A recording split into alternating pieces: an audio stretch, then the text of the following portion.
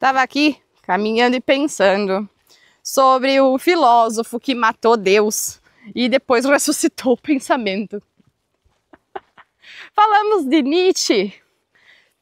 Eu falando de Nietzsche, por quê? Porque eu estou lendo pela enésima vez o Assim Falou Zaratustra.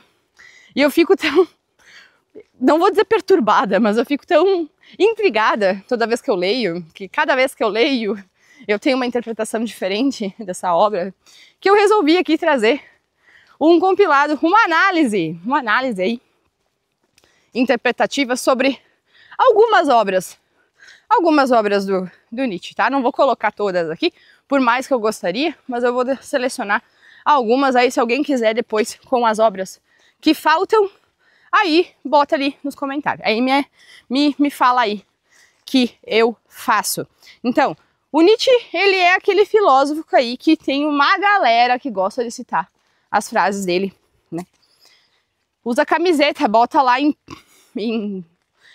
bio, bio nas redes sociais e postagens e coisa e tal, mas quase ninguém leu. Foi lá, curtiu, gostou da citação do cara, mas não leu a obra. Tem algum problema? Não. Mas as pessoas que leem, aí quando essas pessoas resolvem ler a obra, elas acabam, né, muitas delas, acabam aí entendendo o oposto do que na realidade ele queria dizer, tá? O que convenhamos que eu acho que arrancaria umas boas de umas risadas dele, né? Porque o cara sabia muito bem que ia ser mal interpretado. Ele sabia muito bem disso. Então hoje eu vou fazer o que pouca gente faz, na minha visão, que é o quê? Vou falar de Nietzsche, vamos analisar Nietzsche, sem o perfume do misticismo, tá? Sem os fetiches acadêmicos que a galera tem, né? E sem o medo de questionar. Vamos aí, sem medo de desconhecido. Vamos olhar para o abismo. Vamos olhar para o abismo e vamos ver ele olhando de volta para nós. Então, vamos dar uma, entre aspas, aí, uma entendida. Vamos entender aí essas obras que eu selecionei para falar aqui os conceitos, né? Os conceitos centrais dessas obras e alguns, né, outros, e o impacto que o Nietzsche teve na forma como a gente pensa, né? Na forma como nós pensamos a respeito de liberdade, de moral, de poder e de sentido. Pelo menos o impacto do pensamento de quem foi atrás de ler as obras dele, né? Então, se tu ficar comigo aqui até o final, tu vai não vai só sair daqui entendendo um pouquinho melhor de Nietzsche, porque a minha ideia aqui é dar um peteleco na tua curiosidade, para te dar uma olhada nas obras dele, para ver o que tu consegue interpretar da obra dele, mas também vai sair daqui entendendo por quê, pelo menos, o porquê que o Nietzsche até hoje irrita gente. Por que tem tanta gente ainda irritada com o cara mais de um século depois dos livros, né? Deles ter pisado sobre a terra. Então, se tu quiser sair agora, fica à vontade, se tu é o tipo de pessoa que, né? Ah, não, isso aqui é papo de intelectual, isso não sei o que lá, então se tu gosta de usar esse tipo de julgamento, vaza, pode vazar, mas provavelmente tu vai continuar aí achando que a frase dele lá, Deus está morto, né? É só uma frase para usar aí em camiseta preta em movimento revolucionário anti-igreja. Ou tu vai continuar aí também, talvez, pensando que o cara tentou, né? Que o cara aí assassinou Jesus e assassinou Deus, tá? Então, fica à vontade. Digamos que a ignorância e a escolha também é tua, tá tudo certo. Então vamos botar aqui essa análise. Vou colocar aqui como eu comecei a fazer, que eu acho que é interessante para vocês aí. Vou colocar em tópicos, né? Tipo em capítulos, que vocês vão poder ir direto nos capítulos, retornar naqueles que vocês gostaram. Aí vocês fiquem à vontade para olhar, aí vai estar aqui embaixo, né, na descrição, como é típico daqui do YouTube. Então, a estrutura desse episódio vai ser a seguinte, tá? O primeiro tópico aí vai ser a questão do contexto, tá? O contexto e o espírito, entre aspas, de Nietzsche. O segundo tópico, ele vai ser sobre as principais, não são principais obras, tá? São as obras que eu selecionei, ponto. Vamos colocar assim que fica melhor, tá? E as ideias centrais dessas obras. O terceiro tópico, a gente vai falar do martelo filosófico de Nietzsche. Vamos falar do martelo de Nietzsche. A questão da crítica à moral, a crítica à religião e à filosofia tradicional. Aí nós vamos falar no quarto tópico sobre os conceitos, digamos, os conceitos fundamentais, né? A gente tá falando aí das ideias de vontade de poder, o Übermensch, que o Übermensch é o além do homem, e o eterno retorno. Vou falar sobre esses em específico. Aí, no tópico número 5, a gente vai falar sobre a questão do humor, na visão do Nietzsche, né? E o que ele entendia como sendo caos. Aí no sexto tópico a gente vai falar sobre o impacto que a visão dele tem ainda na cultura moderna. No sétimo tópico nós vamos falar sobre o legado que ele deixou e as tantas más interpretações das obras dele, né? Inclusive ele foi aí durante um período inclusive vinculado com o antissemitismo, né? Um erro aí que a gente vai entender por que aconteceu. Acabei achando uma pena. Eu faço coleção de penas, gente. Então, assim, é isso aí. Esses são os 7 tópicos e aí depois vocês podem ver aí, trocar, enfim, fica à vontade. Vamos iniciar então. Primeiro tópico. O espírito de Nietzsche. Então, assim, o Nietzsche, ele não foi só um filósofo, na minha opinião, tá? Não. Eu sou fã do cara. Vocês já perceberam, senão não me daria o trabalho de falar sobre ele. O cara, pra mim, ele foi um sismógrafo da consciência moderna, tá? Ele não queria ensinar nada pra ninguém. Ele queria abalar as estruturas da sociedade. E ele não queria fazer isso, inclusive, só por ser um rebelde sem causa. Tu vai entender por quê que ele resolveu dedicar a vida a abalar o negócio, tá? Inclusive, ele se autodenominava como sendo dinamite. Muito bom, né? Dinamite. Então, o cara viveu aí no século XIX, lá no auge, digamos assim, da moral burguesa, né? Da fé cristã, né? Também estava no auge. E o racionalismo científico também estava em alta nesse período, tá? Então, o que o cara fez? Ele decidiu cutucar essas 3 coisas aí. Ele decidiu cutucar a ferida desses 3 negócios, dessas 3 questões, né? A moral de burguesia, a fé cristã e o racionalismo científico, tá? Então, o resultado disso, vamos dizer assim, tá chovendo, eu acho que vai começar a chover, eita. O resultado disso, o que aconteceu? O cara foi chamado de louco, vou ter que colocar meu capuz aqui. O cara foi chamado de louco, de imoral, de anticristo. E, paradoxalmente, ironicamente, né? Ele também foi chamado de gênio. Só que ele foi chamado de gênio só depois que ele morreu, né? Porque na nossa sociedade é muito comum isso. Muitos gênios aí que estiveram à frente de seu tempo e que desafiaram as visões dos períodos os quais viveram, aconteceu isso. Só foram reconhecidos depois que estavam mortos, né? O delay da humanidade para entender um conteúdo, para entender um negócio bom é bem grande, né? Então, o Nietzsche acreditava aí que a filosofia tinha se tornado covarde, tá? Então ele via a filosofia como, como um território de covardes, tá?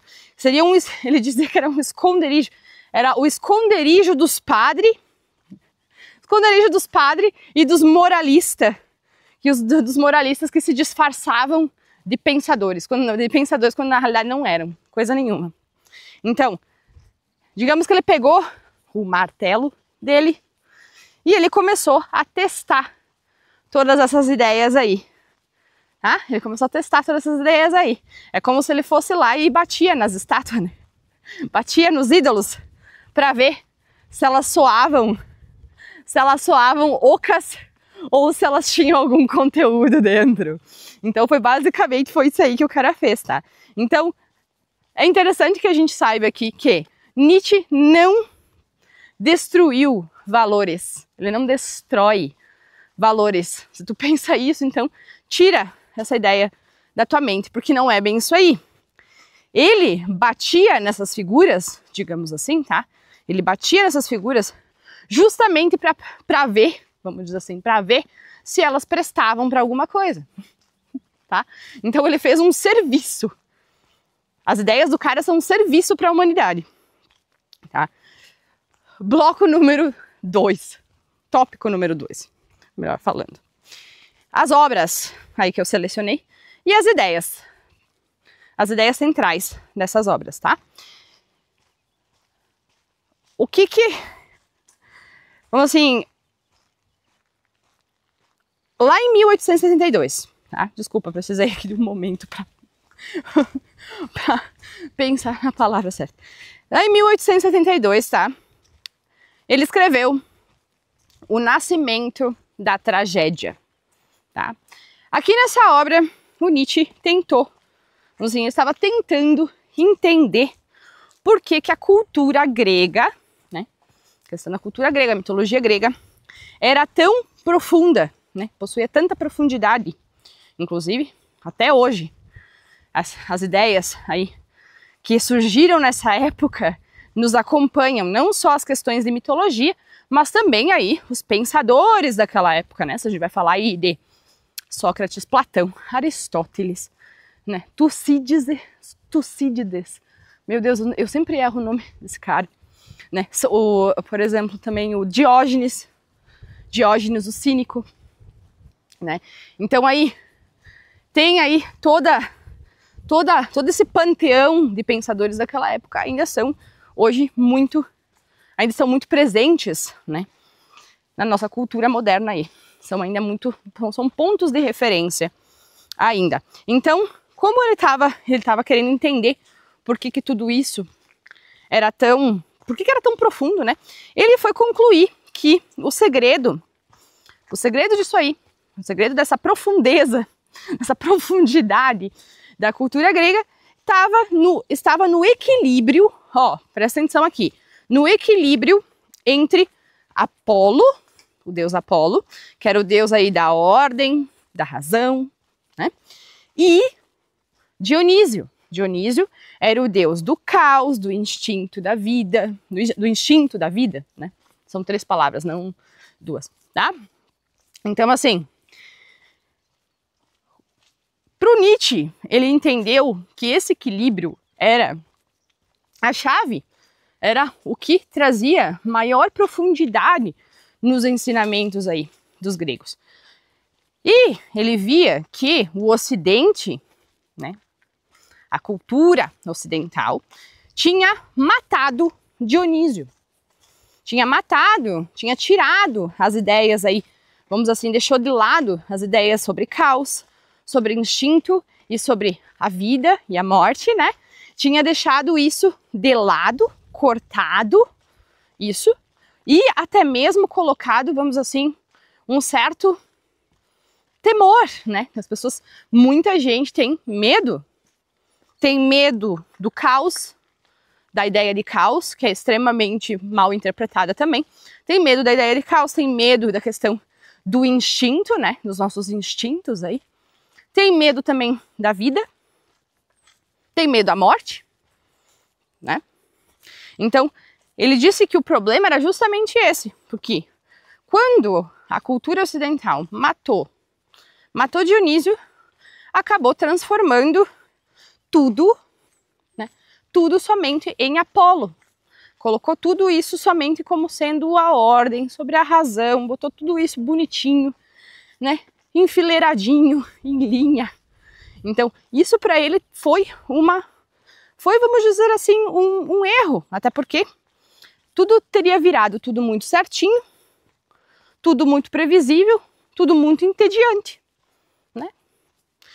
Até ele tem uma frase dele bem conhecida, e essa eu já vi até gente usando em estampa de camiseta, que é o seguinte: precisamos do caos dentro de nós para dar a luz a uma estrela dançante. O que, traduzindo nas minhas palavras, sem dor e sem contradição, não existe criação e não existe beleza, né? Porque se a gente vai pegar vamos pegar essa frase, falar um pouquinho sobre isso. Todo mundo, não existem exceções, vai sentir dor em algum momento. Não importa se é dor física, a dor psicológica, né? Aquela questão emocional. Pode vir de N formas. O lance é que nós, como depende, é uma questão de sobrevivência, a gente sempre vai lutar com unhas e dentes contra a dor, indefinidamente da forma como ela seja. Então, quando a gente passa a ter essa luta contra a dor, quando ela vem, ela é muito mais intensa. Muito mais intensa. Eu vou fazer uma analogia bem idiota aqui, e não entendam com determinismos ou, né, questões ali de absolutismo. Não é isso. Eu sei que sempre existem as exceções. Eu mesma já passei por questões de dor psicológica vindas de traumas da minha infância, tá? Então, traumas bem complicados de se resolver que me acompanharam durante boa parte da minha vida, até eu conseguir olhar para eles e resolvê-los. Isso reverberou em todo esse período, reverberou na minha forma de me comunicar e reverberou também na minha forma de eu ver a mim mesma, tá? Então, assim, foi um negócio muito complicado. Não foi aí, né, mamão com açúcar, como toda dor não é. Então, quem quer saber o que aconteceu, aí para mim não ficar entrando aqui demais no tema, tem um episódio lá, papo reto sobre menstruação. Então dá uma olhada lá, tu vai entender do que eu tô falando. Então, assim, quando eu penso em retrospecto aí sobre todas essas questões, agora eu acabei até esquecendo a analogia que eu ia fazer com isso, mas enfim, depois vem na mente. Então, assim, quando eu vejo em retrospecto toda a dor que foi, e a gente tem essa questão de querer lutar contra, quando ela vem, ela vai ser muito mais intensa. E agora eu lembrei o que eu queria dizer. Por exemplo, assim, se tu tem tatuagem, tá? Se tu tem uma tatuagem, tu sabe, toda pessoa que quer fazer tatuagem sabe que vai sentir dor. Sabe? Por mais que exista tatuagem hoje em dia para fazer né, que tu pode fazer com anestesia, eu acho que até teve ali alguns problemas em relação a isso, que foi proibido e algo do gênero, mas invariavelmente disso.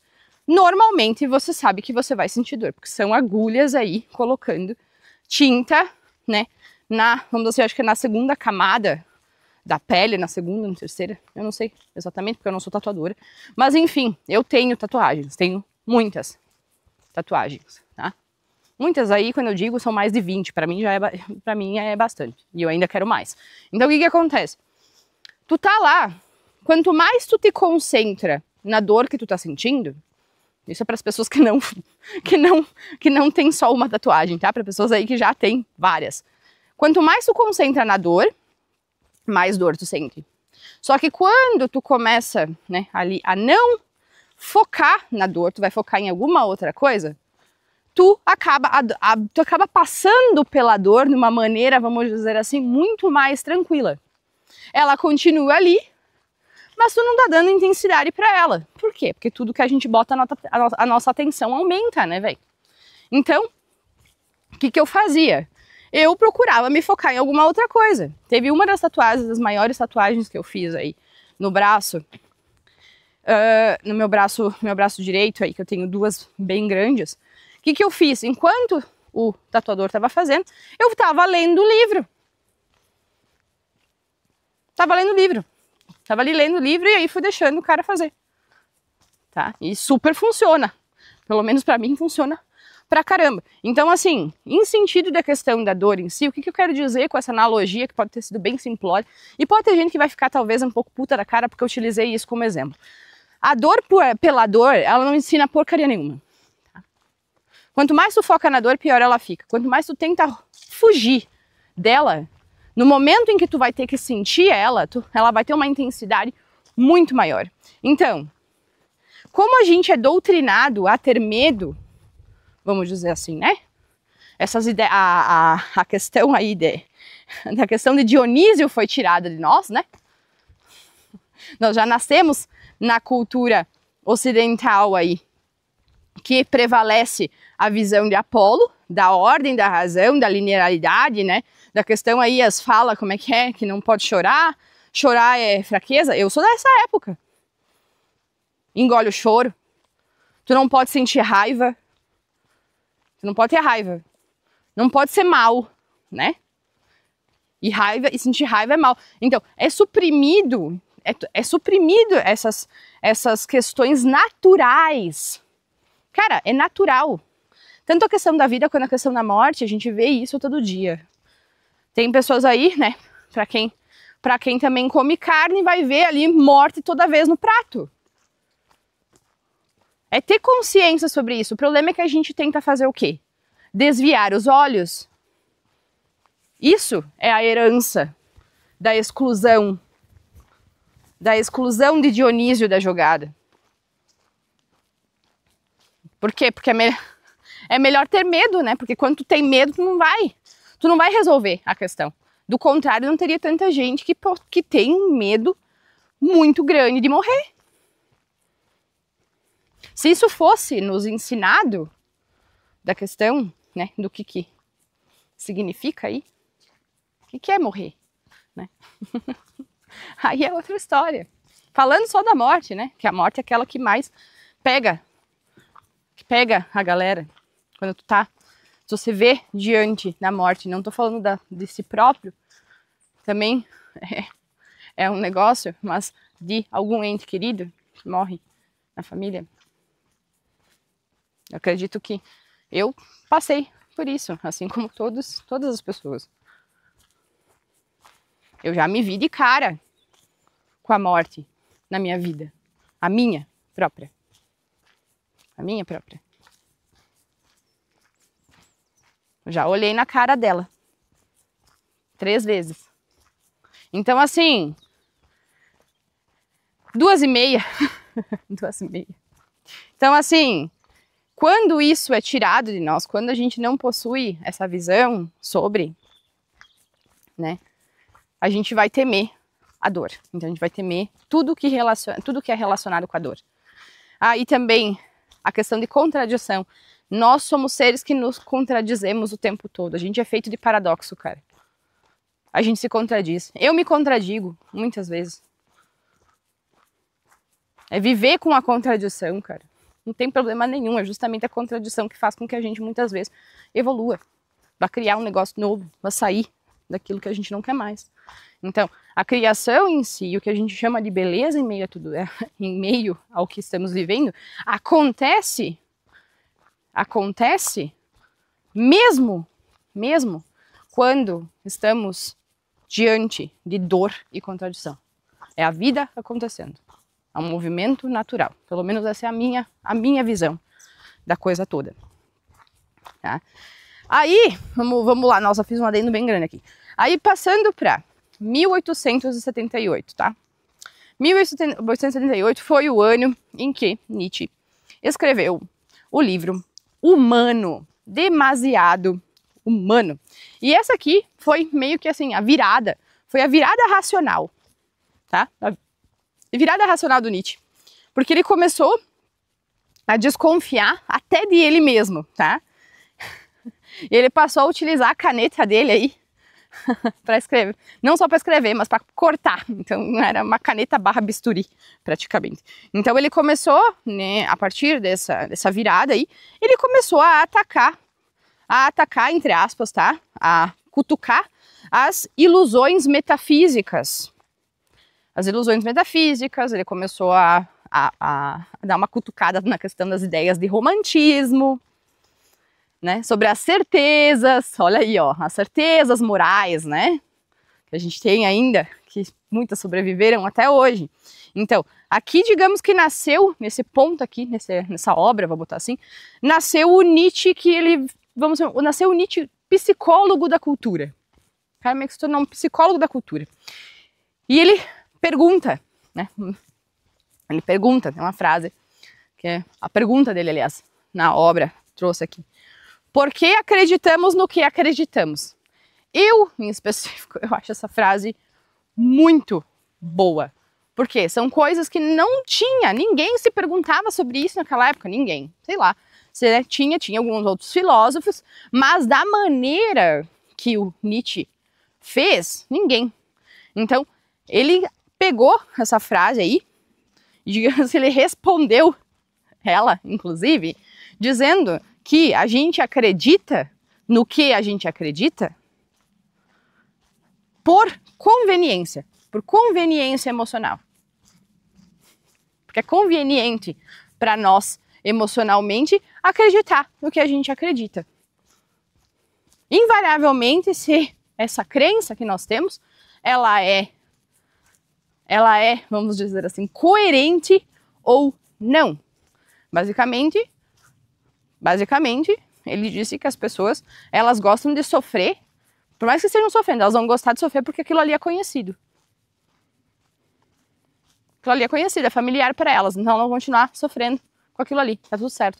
E o cara falou isso aí antes da neurociência vir e mostrar aí como é que é o processo de interpretação da realidade, né? Como é que funciona, como é que o cérebro interpreta o que nós estamos vendo. Por que que isso tem a ver nesse link? Por quê? Porque as crenças, elas são a espinha dorsal, elas são a base utilizada aí pelo nosso cérebro para decodificar o que nós vemos no externo, que nós chamamos de realidade objetiva.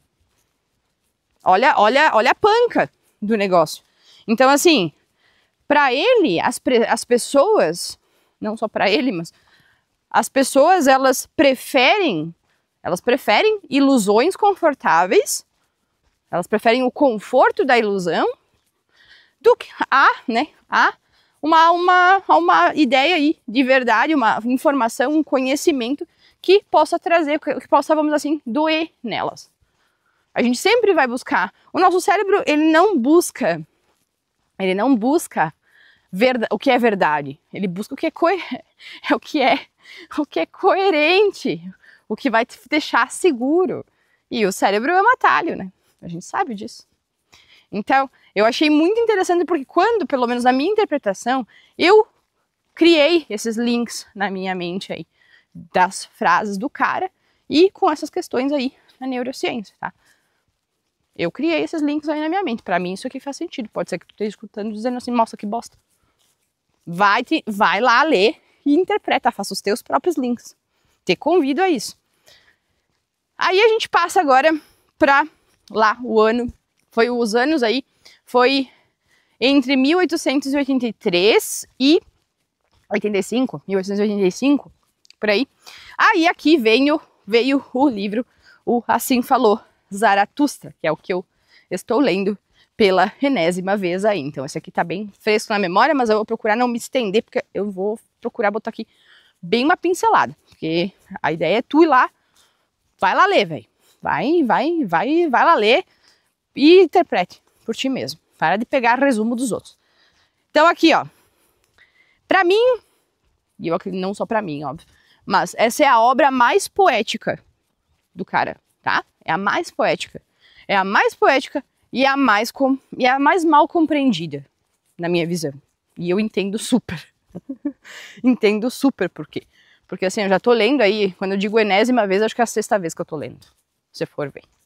Acho que é a 6ª vez que eu tô lendo. E assim, ó, pá, esse livro me deixa sempre muito intrigada, porque quanto mais, né, quanto eu acho que eu entendi um negócio, eu vou lá e leio de novo, já entendi um negócio, outro negócio. E eu sei também que isso é pela questão de transição. A transição do meu eu, né, então, porque o eu que leu lá atrás, as 5 vezes, é diferente do eu que tá lendo hoje, né. Existe toda a questão da mudança de percepção interna, que automaticamente vai fazer com que mude a nossa percepção a respeito de, inclusive, de livros aí que a gente já leu há muito tempo. Por isso que eu acho que eu sempre recomendo as pessoas lerem os livros mais do que uma vez, porque a percepção, a gente sempre vai ter alguma coisa para tirar deles, tá? Sempre vai ter. Tô falando aqui de livros que tem, né, de livros aí de estudo, inclusive fábulas, tá? Inclusive fábulas e outras coisas assim, que sempre tem alguma coisa envolvida. Em algum momento eu vou fazer uma análise de alguns desse tipo de literatura aí. Tá? Mas seguindo, falando aqui, quem que é o Zaratustra? Tá? O Zaratustra, ele é um profeta. O cara é uma figura profética aí, um personagem, aliás, um personagem profético, que ele desce de uma montanha. Ele desce de uma montanha e ele anuncia, né? Ele anuncia para todos o nascimento do Übermensch. Übermensch é o além do homem, colocando aqui numa tradução literal. Tem quem, né? Tem quem entenda. Então calma aqui, ó. Tem quem coloque como sendo Übermensch como um super-homem. Só que, cara, isso daí na minha visão foi um erro. Um erro de tradução, tá? Porque eu falo alemão, velho. Então, vou falar aqui do que eu sei dessa palavra. Uba é aquele U, é U com a trema em cima, B-E-R, tá? Isso é a palavra, ela é usada para sobre, né? Sobre, além, tá? E Mensch, porque o alemão tem essa questão, né? Tu junta palavras aí. Mensch que é M-E-N-S-C-H, é pessoa. Pessoa. Obviamente, naquela época era utilizado o termo homem, né? Todo mundo sabe aí, para denotar, para falar a respeito da pessoa, da humanidade, né? Das pessoas. De todas as pessoas. Então, o termo é além do homem, não é super-homem, tá? Então, esse Übermensch, esse além do homem, seria o ser humano que superou o moralismo, que superou o medo e que superou a dependência de autoridade. Por quê? Porque a gente vive numa sociedade no qual existe muitas vezes aí para muita gente a dependência de que tem que existir, né, o que nós chamamos de autoridade. Tá? Vou botar só assim. Vou botar só assim para não causar desconforto na galera, tá?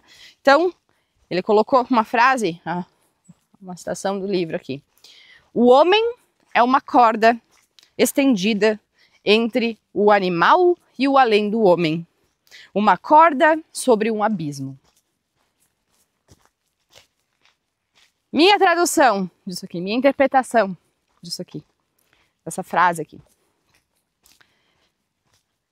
Para mim, isso é um convite, essa frase é um convite a evoluir de maneira consciente, sem precisar, ó, presta atenção, sem precisar de religião, sem precisar de dogma, sem precisar de mestre, sem precisar de ninguém te apontando o que fazer, como fazer, o que pensar, o que falar, tá? É isso aí.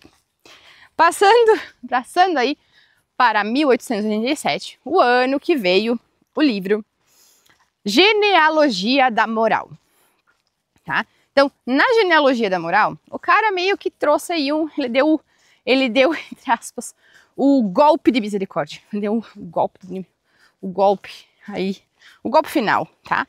Por quê? Porque aqui, nessa obra, o Nietzsche ele investiga de onde veio a moral. O negócio começou a ficar louco. Ele investigou de onde veio a moral e ele descobriu que o bem e o mal, as ideias de bem e o mal, são apenas invenções humanas usadas para controlar o comportamento da massa. Portanto, aqui entra aquele termo, né, a moral de rebanho. A moral de rebanho. Então, para ele essa moral de rebanho exalta, né, premia a fraqueza, a culpa e a obediência. Enquanto a moral de senhores, né, a moral de senhores seria aí a moral, entre aspas, dos fortes, valoriza a criação, valoriza a coragem e valoriza a responsabilidade. Para ele, então, aqui ele botou de maneira cirúrgica, extremamente direta, de que a Igreja Católica, segundo ele, inverteu esses valores através das narrativas dela. Então ela teria feito o quê? A Igreja Católica glorificou a fraqueza, colocou a fraqueza como sendo, colocando a fraqueza ali no altar, vamos dizer assim, e começou a chamar de pecado a questão da vitalidade. A vitalidade, o que é nesse sentido a vitalidade? Aquela busca, né, a nossa busca por melhoramento, por agir, por pensar por si mesmo, tá? Então ele botou uma frase que ele falou o seguinte: os bons foram os primeiros assassinos dos fortes. Eu acho que tu entendeu o que ele quis dizer, né? Porque quando, né, uma coisa que não dá, eu vou falar no próximo, o próximo livro aqui, eu vou falar mais sobre isso, só que assim, quando ele fala essa frase de que os bons foram os primeiros assassinos dos fortes, não dá para esquecer, né, do que ele tá falando quando ele tá atacando. Ele tá atacando a Igreja Católica como constituição. Ele não tá atacando a Igreja Católica por causa de Jesus. Jesus foi morto por quem? Pelos bonzinhos, né, na época. Quantas pessoas foram mortas pelos bonzinhos? Pensa nisso. Então, o Nietzsche, ele não queria o fim da moral. Ele queria o fim daquela moral preguiçosa. O fim da moral que é pregada, que a pessoa tem que decorar e se ater àquilo ali, como se aquilo fosse verdade absoluta. É esse o ponto X da questão. E aí a gente entra aqui no ano seguinte, que foi 1888, onde ele escreveu o Anticristo. Tá? E muita gente, quando vê, né, julga o livro pela capa, porque Nietzsche fez isso também de propósito, ele sabia, porque chamavam ele de Anticristo na época.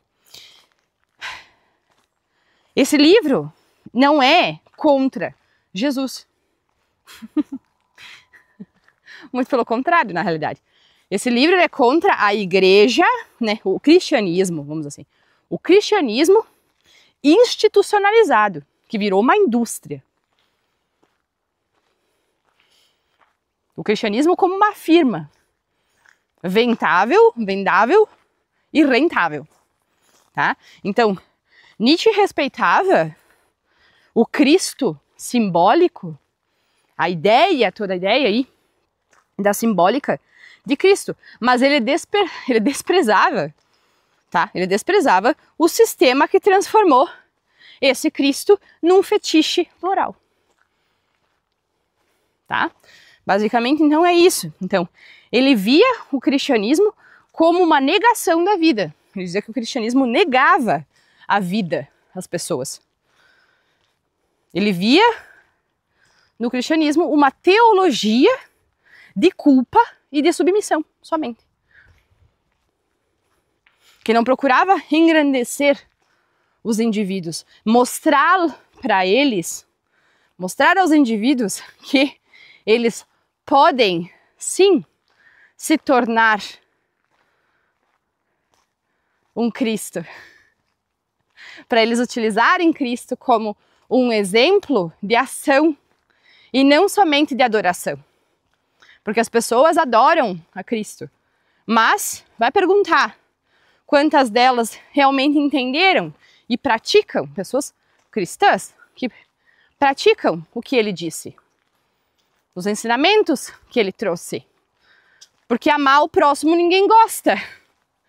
Só se esse próximo for assim, assim, assado, de acordo com o que tu entende como alguém merecedor do teu amor. E não foi isso que Cristo quis dizer, falando aqui só uma das coisas. Né? Então, assim, quando ele, né, falou sobre isso, a questão da teologia como culpa, somente culpa e submissão, ele tem uma frase dele que falou o seguinte: o cristianismo é a metafísica do carrasco. Traduzindo essa frase aí, com as minhas palavras. O cristianismo, ele não mata o corpo, mas ele enforca a vontade de viver. Por quê? Porque ele te promete que tu vai vir pra cá, tu vai sofrer pra caramba, tu tem que se submeter, mas depois que tu morre, tu tem recompensa.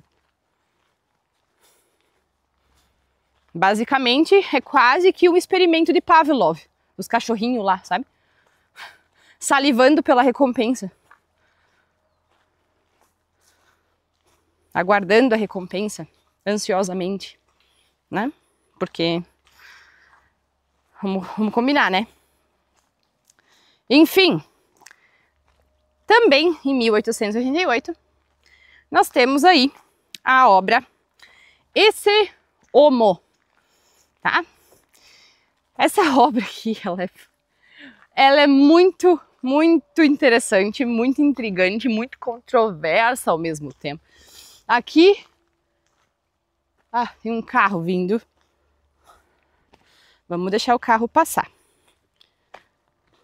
Não era um carro, era o trator que tá lá na frente. Mas enfim, vamos continuar até nós chegar perto do barulho. Então, o que acontece? Essa obra intrigante, ela é irônica, tá? É, digamos que um testamento filosófico. Aí é um testamento filosófico de Nietzsche. Lá ele escreveu num tom, vamos dizer assim, vai ter gente que vai chamar de delirante. Irônico, cara, muito irônico. Genial. E tipo assim, ligeiramente megalomaníaco, digamos assim. Os adjetivos aí são vários. Alguns títulos, tá? Vou botar só alguns títulos aqui dos livros, desse livro, para vocês terem uma ideia. Por que sou tão sábio? Esse é um. O outro, por que eu escrevo livros tão bons? Por que eu sou um destino? Eu achei, a ironia é tão grande que por trás dela, é muito bom isso, porque é um paradoxo total. Por trás dessa ironia toda, tem uma lucidez absurda. Por quê? Porque ele estava tentando, vamos dizer assim, procurando mostrar o preço que a lucidez possui. Como tudo na vida, né? Digamos assim, quando eu falo aqui de preço, tu entende o que eu quero dizer. Então, o preço de pensar por conta própria, né? Ele falava sobre o preço de pensar por conta própria em um mundo que premia e exalta o conformismo, né? O conformismo. Então, vendo por essa ótica aqui,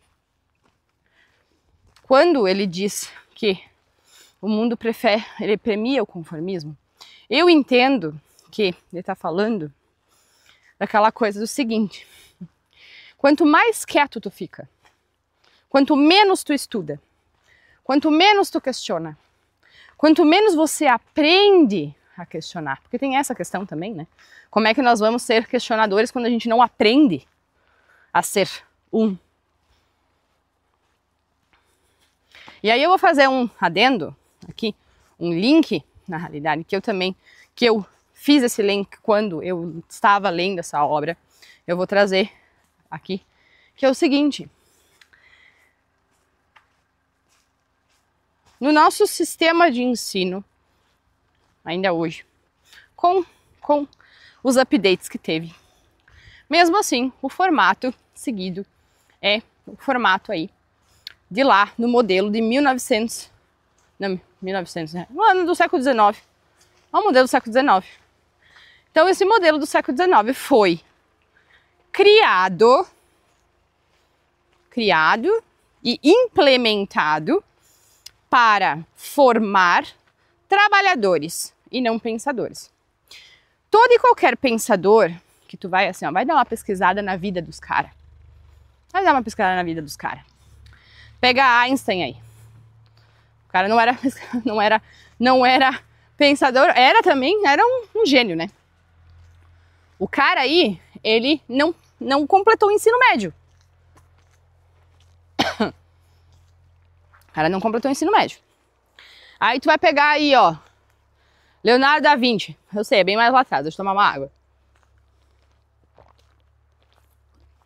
Pode ser, mas pode ser do lado de trás, mas as ideias do cara ainda estão muito vivas, inclusive em várias coisas e protótipos invenções dele, né?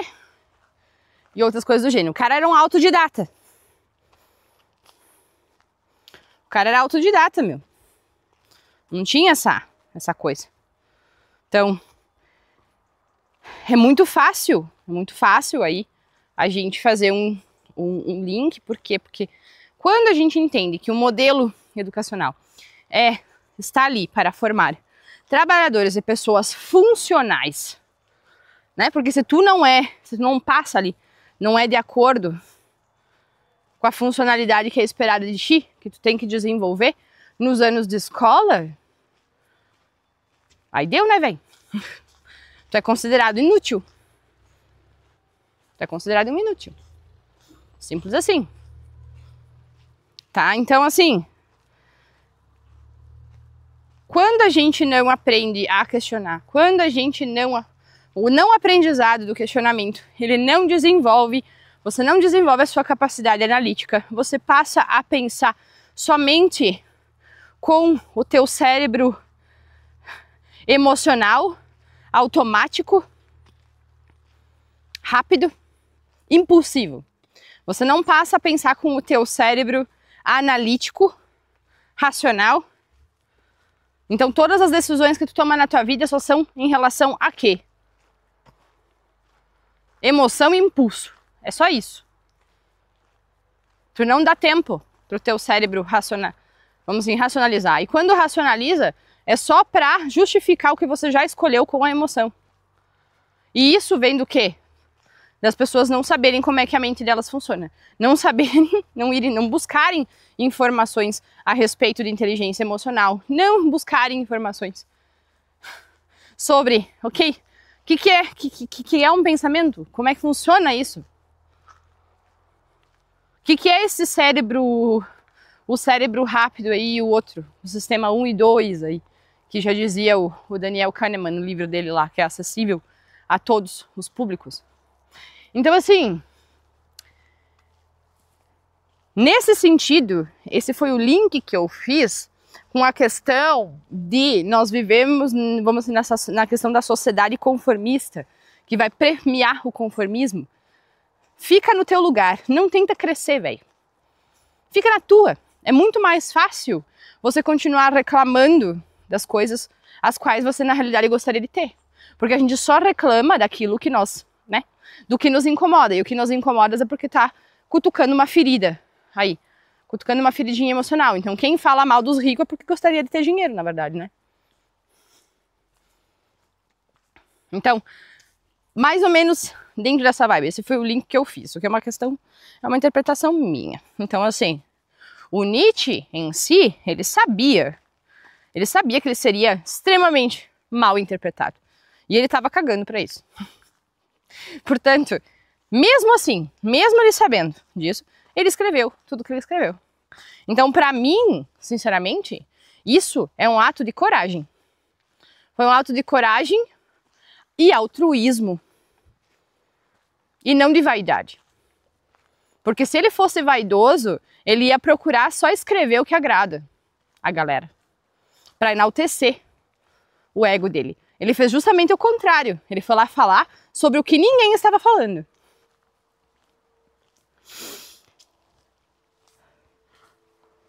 Vamos lá pro tópico número 3. Vamos falar do martelo. Vamos falar do martelo do Nietzsche. Ele falava, tá? Ele dizia aí que a filosofia era como um martelo, tá? E esse martelo não era usado para destruir tudo. Esse martelo era usado para testar, digamos assim, aonde é que tinha rachadura. Era dar as batidas lá para ver. O alvo principal do martelo ali, dele, eram 3 ídolos. Quais são esses 3 ídolos que eram os principais alvos dele? O primeiro ídolo era Deus. Deus, ó, entenda, Deus como um símbolo de verdade absoluta. Se tem uma coisa que o Nietzsche não curtia, era absolutismo, velho. Tá? Segundo ídolo, a moral. E aquela moral que aprisiona o rebanho. A prisão da massa, das ovelhinhas, tá? Terceiro ídolo, a razão. Só que a razão como uma ferramenta de domesticação. Como assim? Não esqueçamos que Nietzsche estava no auge, essa época estava no auge do racionalismo científico. E o racionalismo científico estava sendo, de fato, endeusado. Não é muito diferente de hoje. Tem gente que utiliza, vamos assim, muito ateu acredita.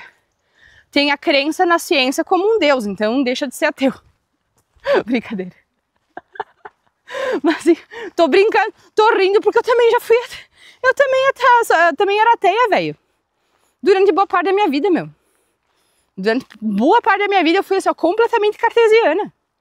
Completamente cartesiana, tá? Então, eu tô rindo da minha própria cara aqui. Do papel de trouxa que eu fiz.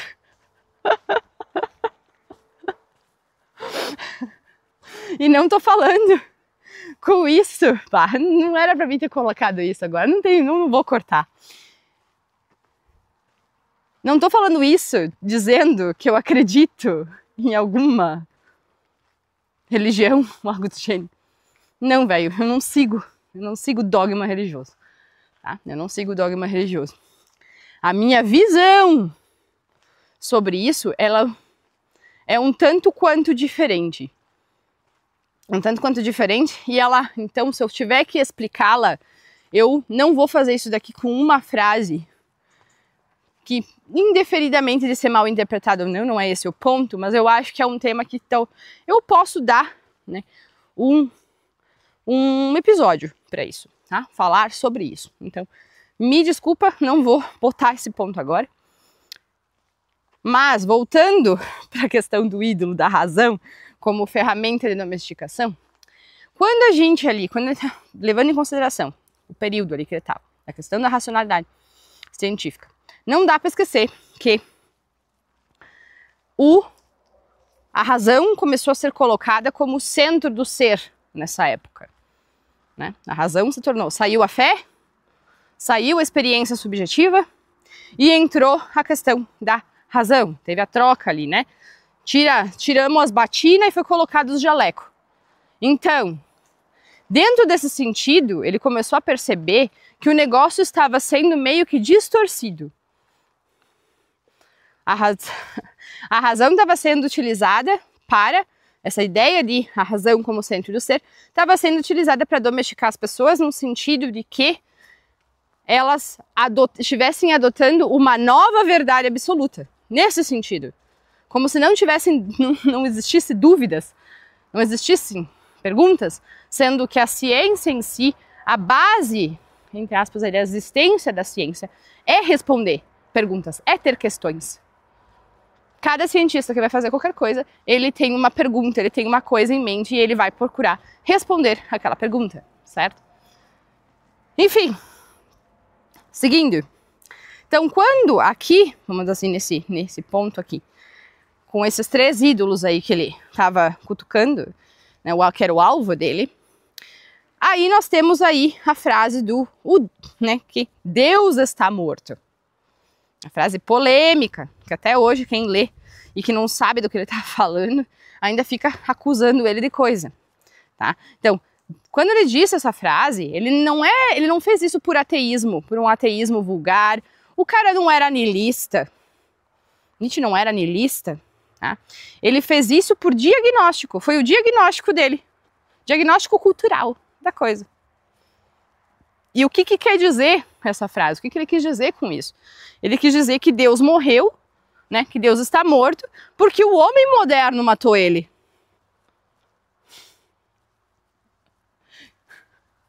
Por quê? Tipo assim, o homem moderno, para ele, matou Deus no sentido de que o homem moderno matou o sentido de Deus ao substituir, então, substituindo a fé viva, né? A fé viva, a fé no sentido real, aplicável, toda aquela coisa, né? O ser humano em comunhão, de fato, com a natureza de si mesmo, com a natureza externa, com o que nós, né? Enfim, com o próprio corpo, com a própria sexualidade, com a própria mente. Então, assim, essa fé viva foi substituída por um dogma vazio, que a galera vai lá e repete. Tá sempre repetindo, né? Aprende por repetição, vai lá ficar repetindo a mesma coisa. Né? Então, foi isso que o cara quis dizer, tá? Então, na visão dele, sem esse centro, sem o ser humano, tá? Ter aí essa ideia, vamos assim, ter matado a simbólica de Deus, né? Sem esse centro, o ser humano, então, ele carece de criar o seu próprio valor. Porque os valores que eram considerados de Deus, divinos e toda aquela coisa, foram mortos. Então, agora cada um tem que criar o seu, tá? Então, Nietzsche não matou Deus, cara, tá? Não matou Deus. Ele só, vamos assim, ele só meio que avisou a galera que o corpo já estava frio, né? Que já tinha acontecido ali o crime, tá? Foi um diagnóstico. Então, assim, passando para o próximo tópico, tá? Conceitos, os conceitos fundamentais aí, assim, os principais de Nietzsche, né? Vamos começar pela vontade de poder. A vontade de poder. Inclusive, já fiz lá nos meus primeiros episódios, eu falei sobre a vontade de poder. O que eu entendo da vontade de poder naquela época. Não faça muito tempo, mas de qualquer forma, esse pensamento já sofreu mudanças, né? Então, assim, vontade de poder é o Nietzsche. O Nietzsche via a vida, tá, como uma força expansiva, tá? Uma força expansiva. Seria um impulso de superação constante que é intrínseco na natureza, ou seja, não só, né, em toda a natureza, ou seja, nós também, né? Porque nós pertencemos à natureza, nós não estamos fora dela, né?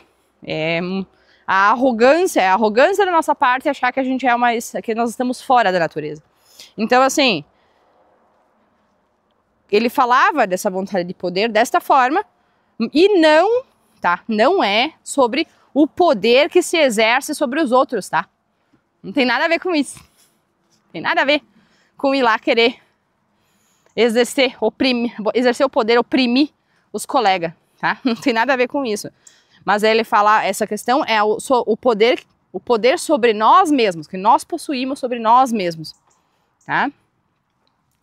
E essa vontade de poder, ela, muitas vezes, foi, vamos dizer, né, com tudo que a gente viu até aqui, das ideias dele, isso teria sido, né, castrado, cortado em nós.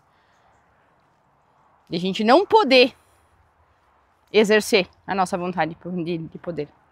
Por que não podemos exercer a vontade de poder? Porque isso foi colocado como sendo o quê? Egoísmo. Né? Então, assim, quem entende esse conceito dele aqui, tá? Vai para completamente, de verdade, assim, experiência própria, cara. Quando se entende esse conceito, a gente para de buscar por aprovação. Para de buscar por aprovação. E eu fui já uma pessoa que buscava por aprovação. Eu buscava que os outros me validassem com alguma coisa. Pode ser que você esteja escutando isso, deve estar pensando, tá, mas não, tu não precisa de validação, né? Tu não precisa que alguém te valide ou que te aprove. Por que tu tá?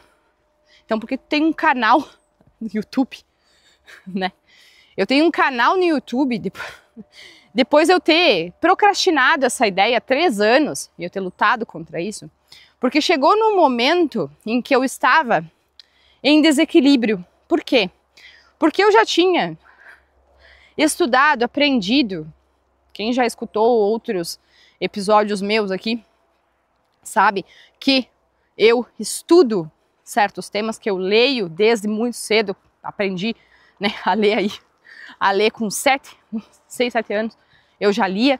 Então, assim, a primeira biografia que eu fui ler, eu tinha 9, 10 anos, eu li a biografia de Galileu Galilei. Eu sempre li pra caramba. Lá na minha adolescência, eu comecei a pesquisar certos temas sobre questões de religião, sobre a questão de filosofia, sobre a questão de história. Então, eu comecei pesquisando essas coisas como hobby, porque eu era curiosa pra caramba. E eu tive muita sorte que teve duas bibliotecárias que trabalhavam lá na biblioteca pública da cidade onde eu morava, que elas me incentivaram e me davam vários títulos e guardavam pra mim e me recomendavam livros quando livros novos chegavam. Elas guardavam pra mim ler os livros primeiro, né? Nem tinha fichinha, né? Tinha fichinha que tu tinha que assinar lá para devolver, a devolução de 15 dias. Comigo não tinha esse negócio. Eu ficava com, assim, eu levava uma montanha de livro para casa. O máximo, se eu não me engano, naquela época era 5. Eu levava 10 livros para casa, cara. 10 livros para casa, elas não anotavam nada. Então, assim, eu tive todo esse incentivo. Então, foram anos. Eu tive um período de dormência. Quando eu digo um período de dormência, tô falando que eu tava anestesiada. Foi o meu período cartesiano da vida, que tudo para mim era material. Então, eu fui me joguei aos prazeres da matéria, né? Então entrei ali, virei digamos que nessa época eu me vejo muito como, de certa forma, também uma autômata, né? Funcionando aí no modo automático, ignorando todas as minhas questões aí de traumas e blá. Só que teve um momento de virada, como sempre tem, né? Chega sempre um momento da vida que tu é confrontado com todas as coisas que tu ignorou. E aí, a partir daí, eu passei a resgatar todos os conhecimentos, as informações na realidade que eu tinha. Eu passei a aplicar, passei a estudar mais ainda e outras coisas do gênero. Então, assim, esse foi o ponto de fato de virada. E aí, em suma, são mais de 15 anos dentro disso, tá? Então, justamente por isso que eu tenho esse canal aqui, porque o desequilíbrio começou a ficar tão grande que eu tive que botar pra fora. Então eu tive que passar todos os meus bloqueios, resolver todas as pendengas que eu tinha, porque eu não gostava dessa história de ter que ficar, né, falando para outras pessoas. Ou mostrando meu rosto. Então eu tinha esse bloqueio grande aí. Né? Não foi um processo fácil, não foi um processo que foi de ontem para hoje. Só que daí, no momento em que eu me tornei, vamos assim, que eu percebi que eu só, ok, agora vai, eu comecei a fazer o teste e eu simplesmente comecei a fazer. Comecei a fazer. E aí quem escutou meu primeiro episódio lá e vê hoje, aí de pouco tempo, cara. O quê? Eu comecei em agosto. Agosto, nós estamos em outubro. Final de outubro, né?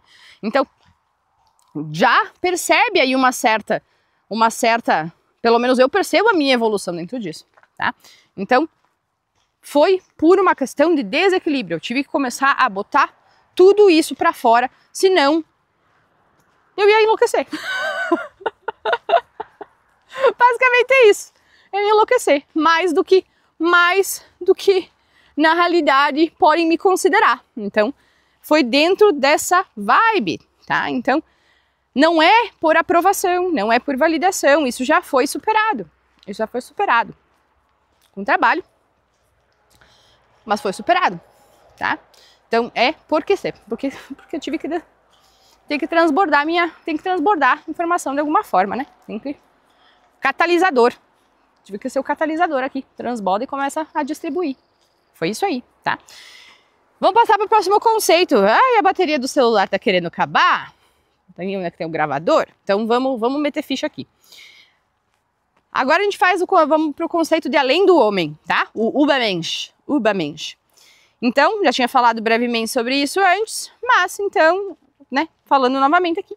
O além do homem é o ser humano que transcende a moral, o medo, que cria os seus próprios valores e que assume a responsabilidade de ser o próprio Deus na própria vida.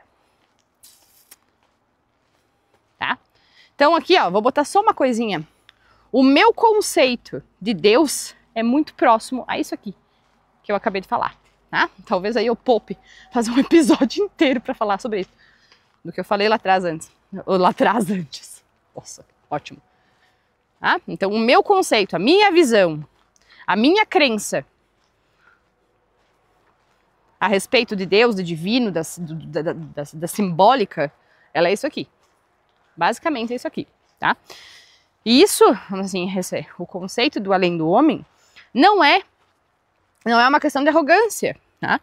Não é uma questão de arrogância, é uma questão de maturidade existencial, velho. Quando tu percebe que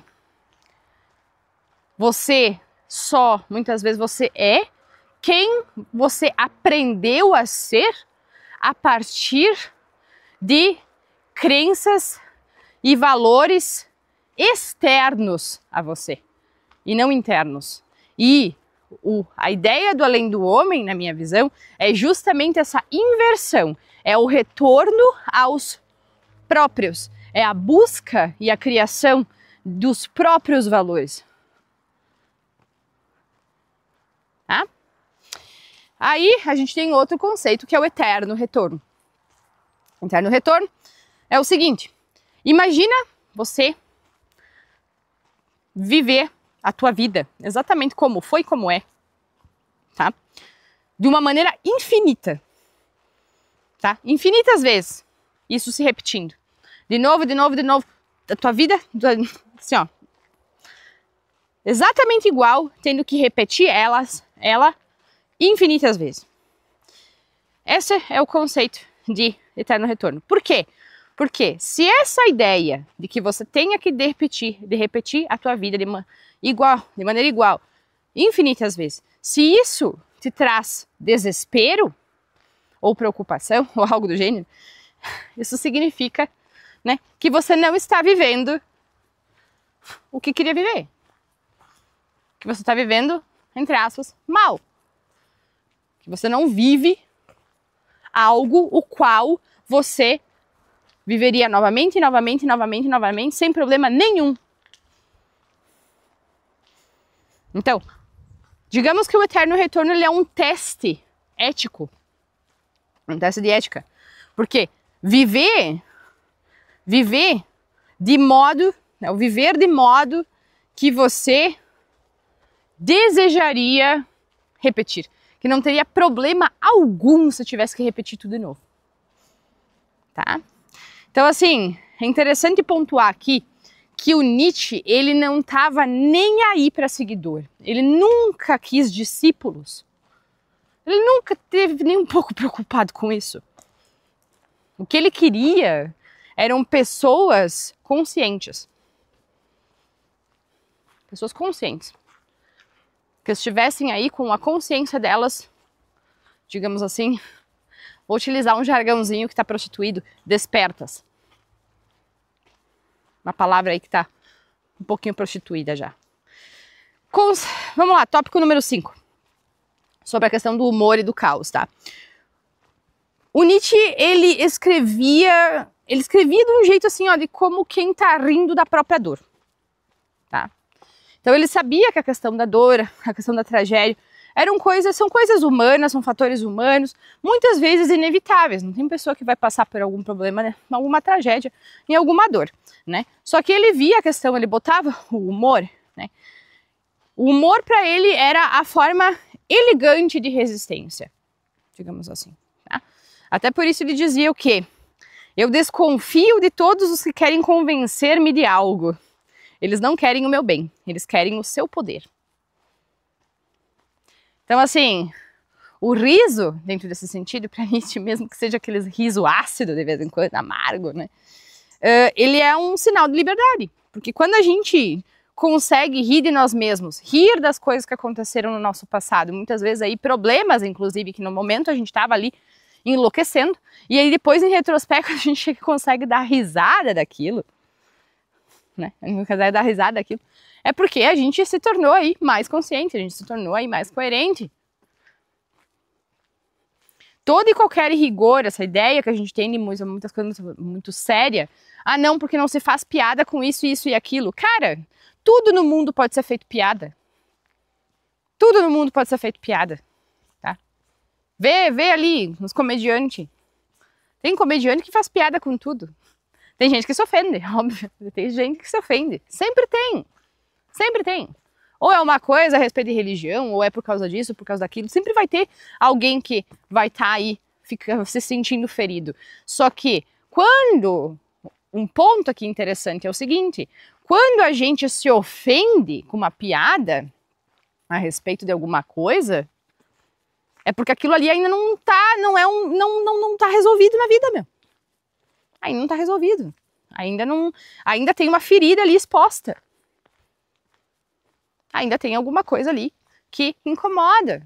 Pode ter sido uma vivência, pode ter sido qualquer coisa, mas isso ainda está incomodando. Ou em outras questões, quando são feitas piadas a respeito de crenças, né? Isso tem um ponto também. Quanta confusão por causa de, né, piada com isso, piada com aquilo, questão de religião, né? Muito comum isso aí. Aí, quando eu digo isso, quando uma pessoa não aguenta uma piada sobre a própria crença dela, é porque no fundo ela tem dúvida. No fundo, lá no fundo, tem um certo cisma ali. Tem uma certa rupturazinha. Porque quando a gente faz uma piada de um negócio e alguém fica ofendido, cara, eu sempre me pergunto assim, aqui tem coisa. Se a pessoa não tem capacidade de rir sobre uma desgraça, depois, né? Não tô falando no momento, né? Óbvio. Também não é lá rir no meio do velório de uma pessoa. Ninguém tá falando nisso, tá? Então, por favor, eu tô falando da questão depois do retrospecto da situação. Muitas vezes a gente conseguir, né, perceber aí de um outro ponto de vista e rir a respeito da nossa própria reação. Esse é o ponto. Tá? Então, na visão aqui do Nietzsche, né, o riso é a questão é um sinal de liberdade. E quem não consegue rir de si mesmo ainda é escravo da própria moral. Esse é o ponto. Então, levar Nietzsche a sério demais também é a maneira mais eficiente de estar traindo o cara. Tu não tá homenageando o cara. Tu vai levar ele vai estar levando ele de maneira muito séria. Tá? Tópico número 6. O impacto na cultura moderna, tá? O Nietzsche, ele influenciou Freud, Jung, Foucault, Sartre, Camus, tá? E basicamente todo o pensamento moderno sobre questões de sentido, liberdade e moral, tá? O cara, assim, era muito... Assim, mas... Ele influenciou, foi assim, ó, muito massa, influenciou esses caras aí que, inclusive, eu ainda vou fazer análise sobre obras desses caras aí, porque vale a pena, tá? É muito panca, Foucault e Camus, assim, ó, tá? Jung também, mas enfim. Então, qual é o mas nessa história aqui? Esse pensamento dele também foi sequestrado tá? Aí a gente entra aqui em todos mal entendidos. Esse pensamento dele também foi sequestrado por ideologia, velho. Tá? Então, assim, naquela época, depois da morte de Nietzsche, tá? A irmã dele, ela fazia parte, tá? Vamos botar assim, ela era nazista, tá? Ela fazia parte ali disso. Então, como ela ficou sendo a responsável tutora dos escritos, das obras do irmão dela depois que ele morreu, ela foi lá e fez o quê? Ela pegou conceitos, pegou certas obras e ela distorceu as informações para que coubessem na visão de antissemitismo, tá? Então, assim, um dos termos aí que foi super distorcido foi o além do homem, né? Foi o Übermensch. Então, ela utilizou o material do cara, mega filha da puta, inclusive, foi lá, utilizou o material do cara, distorceu as informações a respeito, por exemplo, ali do além do homem que eu falei, para justificar, olha bem, para justificar a supremacia ariana, né? Ironicamente, cara, uma coisa que tinha, se o Nietzsche odiava, detestava, toda a obra dele mostra isso, contra ideologia. O cara tem seus pontos aí. Ele falou uns negócios a respeito de mulher e outras coisas. Só que ele era todo... Ele ia na contramão de tudo quanto é tipo de ideia absolutista, meu. Isso não dá pra negar. Tá? Então, assim, hoje, o Nietzsche, digamos, ele é, digamos assim, visto, muitas vezes, como o filósofo da autocriação, da ideia de autocriação, do pensamento crítico, e da superação da vitimização. Sair do pontozinho de vítima aí, né? Da visão de vítima da vida. Ah, não pedi pra nascer, aquela coisa do adolescente, sabe? Nunca tem responsabilidade sobre nada. Nunca faz nada errado. É os outros que são ruins. Isso aí é puro vitimismo, puro vitimismo. Então, digamos que o grito aí do Nietzsche continua basicamente o mesmo, que é assuma a autoridade da tua vida, cara. Assuma a autoridade da tua vida, assuma a responsabilidade da tua vida. Bloco 7. Por que eu falo bloco? Tópico 7. O legado dele aí e a questão das más interpretações, tá? Levando um pouquinho mais. Então, falei antes que o Nietzsche nunca quis seguidor. Ele tava cagando para o discípulo. Ele sempre quis pensadores, tá? Só que daí, assim, o mundo, a sociedade, ama um mestre e odeia espelho. Não sei se essa ideia, se essa analogia que ficou boa. Mas enfim, vamos seguir. Então, digamos que dentro dessa visão, dessa analogia aí, que o mundo detesta, que o mundo ama mestre, né? Que a sociedade ama os mestres e odeia os espelhos. O Nietzsche, ele foi um espelho extremamente incômodo, tá? Ele não ensinava aí as pessoas a desprezarem os valores, né? Ele ensinava as pessoas a recriar os valores. Então, assim, ó, ele não saiu pregando o caos. Ele pregou a coragem de atravessar o caos. Ele não destruiu o sentido da coisa, ele libertou na realidade o ser humano da necessidade de um único sentido. Porque não existe um único sentido. Então, assim, o Nietzsche, ele não é para utilizar, não se utiliza ele para concordar com coisas, para concordar com ideologia, para concordar com absolutismo, para concordar com determinismo. Não!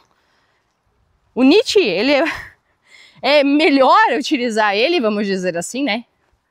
As ideias dele, sem levar a sério demais, para fazer uma digestão da coisa.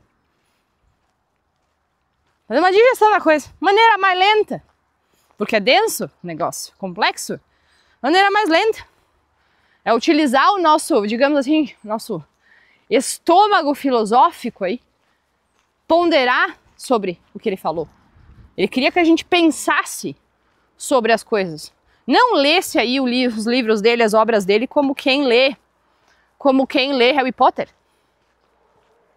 Não tô fazendo trocadilho de mau gosto com Harry Potter aqui porque eu gosto, tá? Foi um livro que marcou aí a minha juventude, como de muitos, tá? Não é nesse sentido.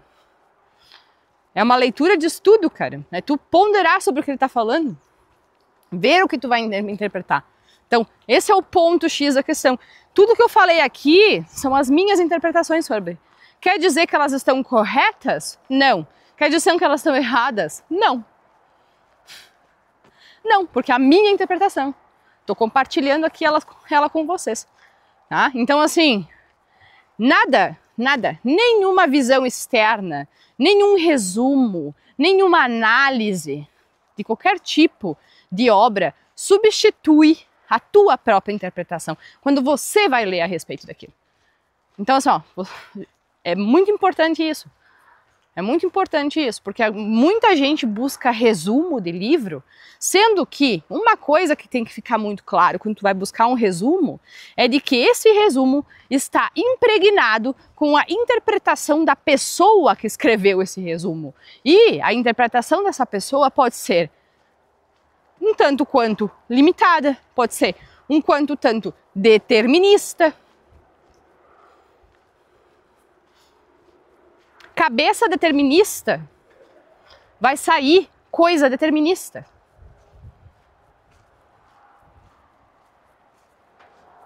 Tem uma frase aí do livro, como é que é o livro aquele? Roube como um profissional, acho que é. Roube como um profissional, roube como um artista. Putz, agora eu não lembro, vou botar depois o livro aqui embaixo. Muito interessante a leitura, achei muito massa. Tem uma frase que o cara fala assim, que ele dizia que a mãe dele dizia isso. Entra lixo, sai lixo. Então, se tu alimenta a tua mente com lixo, vai sair lixo pela tua boca. Entendeu? Então, para fechar esse episódio aqui, o Friedrich Nietzsche, ele é um lembrete de que pensar pode doer sim, mas obedecer é pior. Obedecer entorpece, obedecer anestesia, obedecer amortece, adormece. Então ele não queria que que a gente, na realidade, acreditasse nele. Não estava nem aí se a gente ia acreditar nele ou não. Ele queria que a gente, digamos assim, que a gente se tocasse, que a gente acordasse, né? Que a gente acordasse do sono de tudo em que a gente acredita. Saísse dessa ideia, vamos dizer assim, né? Das crenças, aí do que a gente acredita como, né? Como absoluto na vida. Onde a gente não questiona, porque tudo que é absoluto não dá espaço para questionamento, não dá espaço para pensar, para analisar sobre aquilo. Ah? Então, digamos que, vou fechar aqui, ó, com uma frase, outra frase dele que eu gosto, que é: aquele que tem um porquê suporta quase qualquer como. Mas aquele que só repete verdades prontas não suporta nem o espelho. Torna-te quem tu és. Certo? A análise de hoje era essa, um pouquinho mais longa aí, com os meus adendos, os meus adendos longos. Diga aí a tua opinião a respeito, se tu quiser aí a parte dos, vamos assim, uma análise com os livros, os quais, vamos assim, os outros, né, as outras obras, aí dá pra fazer, tranquilo, comenta aí.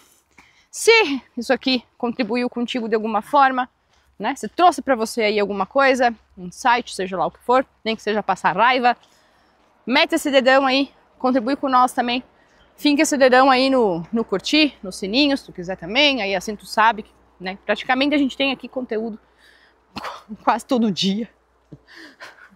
Quase todo dia tem coisa. Então, assim, e se tu quiser elevar, vamos assim, ó, se tu quiser ir além do like, Se tu quer ir além do like, aqui embaixo tem 2 links. Ou melhor, não, tem mais do que 2. Só que tem o link do nosso backstage. Clica lá, acessa. Aproveita que a gente tirou a senha, porque ele normalmente é fechado, tá? Então aproveita lá, vai olhar antes que a gente meta a senha de novo. Isso vai acontecer a qualquer momento, tá? Então vai lá fazer isso aí. E também tem um outro link que é do Buy Me a Coffee. Ali é uma plataforma onde é que você pode nos presentear com café. A gente ama cafeína, então você pode dar um café para nós. 2, 3, 10, 20, 30, o que tu quiser. Lá também tem mais conteúdo. Tem plano de membro, tem um monte de coisa. Vai lá, dá uma conferida. Presenteie-nos com um café, tá? É o preço de um café, de fato. E inclusive, aqui embaixo também tem, vai estar ali os links aí sugeridos, né? Falei ali do papo de menstruação, vou colocar ali embaixo para você dar uma olhada mais tarde, se quiser. Aqui na tua tela vai piscar no final outro vídeo. Então aqui, nesse outro vídeo, eu faço uma análise sobre o livro da Shoshana Zuboff. Quem que é Shoshana Zuboff? É a mulher que escreveu sobre a era do capitalismo de vigilância. Cara, muito bom esse livro. Vai lá ver. Os livros do Nietzsche vão estar aqui embaixo também, link de afiliado, como eu falei. Fica à vontade se tu quiser dar uma olhada, se não, né? Enfim, a teu critério. E era isso. Acredito que era isso. Tá? Muito obrigada. Até a próxima. Falou, valeu!